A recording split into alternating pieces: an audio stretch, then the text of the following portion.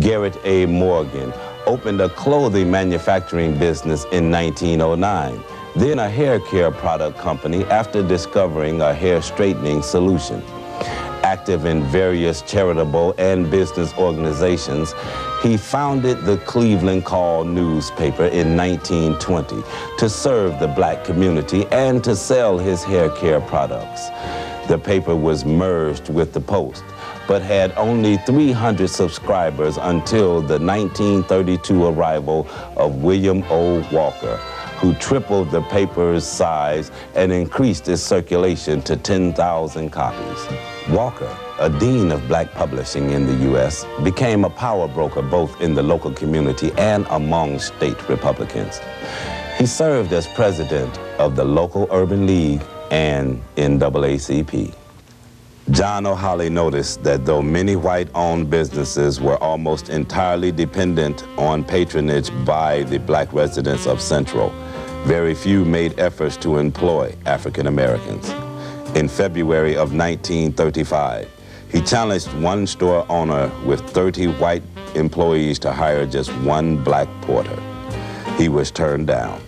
After issuing similar challenges to other store owners and being rebuffed each time, Holly formed the Future Outlook League and organized boycotts of area businesses that discriminated against blacks.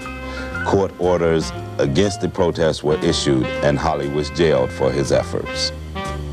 Some African American leaders opposed his methods as crude, but the pickets carrying "Don't shop where you can't work" signs had an electrifying effect on blacks, and area stores began hiring residents of Central. World War II began an era of increased opportunities. The war revived both industry and the demand for labor.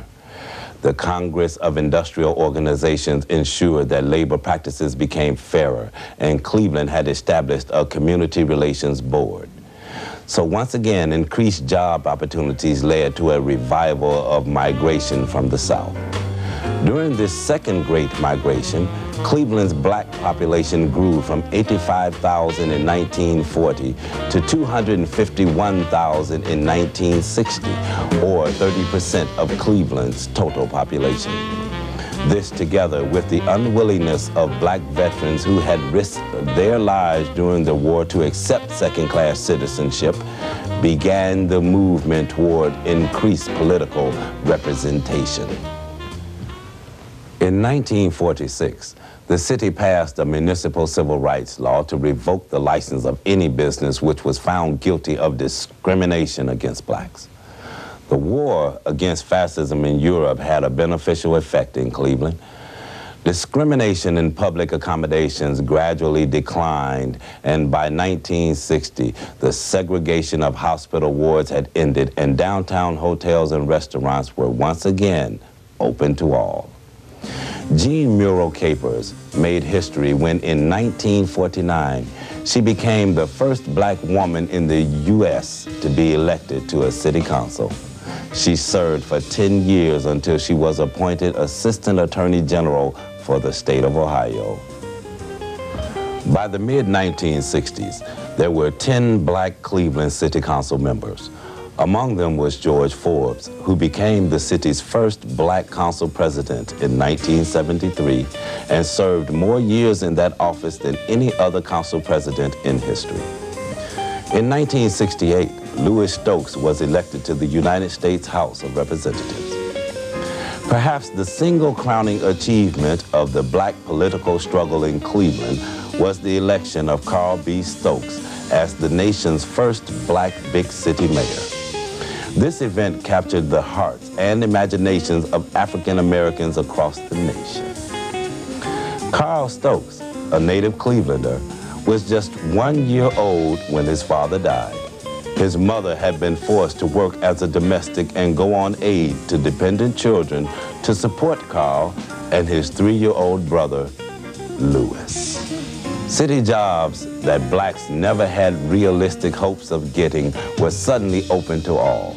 And though black job seekers continued to have little success in winning a place on police force rosters, it was fair to say that since the election of Carl Stokes, black Clevelanders formed the single most influential ethnic group in city government. Where Stokes was once the only black mayor, today there are 365 black mayors of American cities. Cleveland's Michael R. White is one of them. The most serious problem afflicting the black community was housing. Whites continued to move to the suburbs, and blacks moved east and northeast of Central into the Huff Avenue and Glenville areas. Blockbusting techniques by realtors in the 1950s led to panic selling by whites. Landlords subdivided houses into smaller apartments and raised the rents without offering any improvement. At the same time, black children were increasingly being assigned to all black schools. Whites were given special treatment.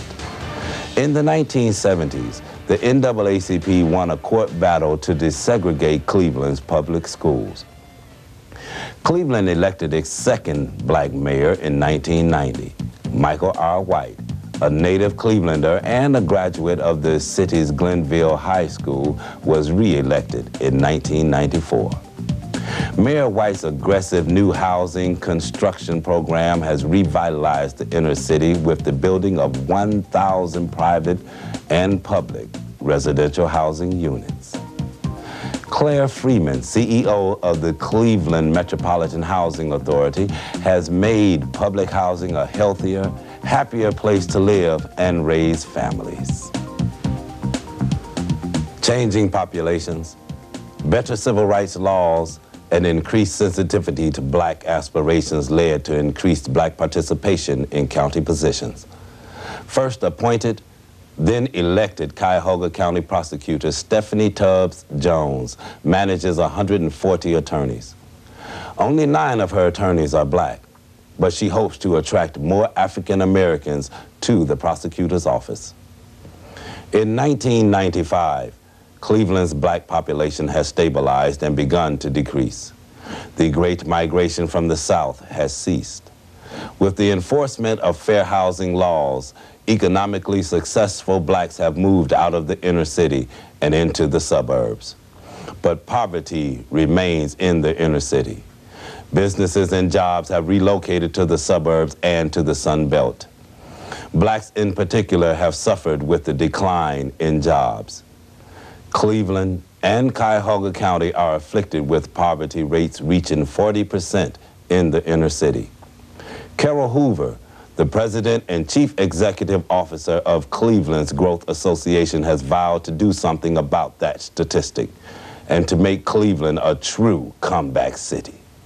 She expects African Americans, whose unemployment rate is twice that of whites, to benefit the most in an economic turnaround. Time and again, Cleveland's African Americans have looked adversity in the eye and won against all odds. During Cleveland's days as a station along the Underground Railroad, it was known as Hope. Hope remains the city's watchword.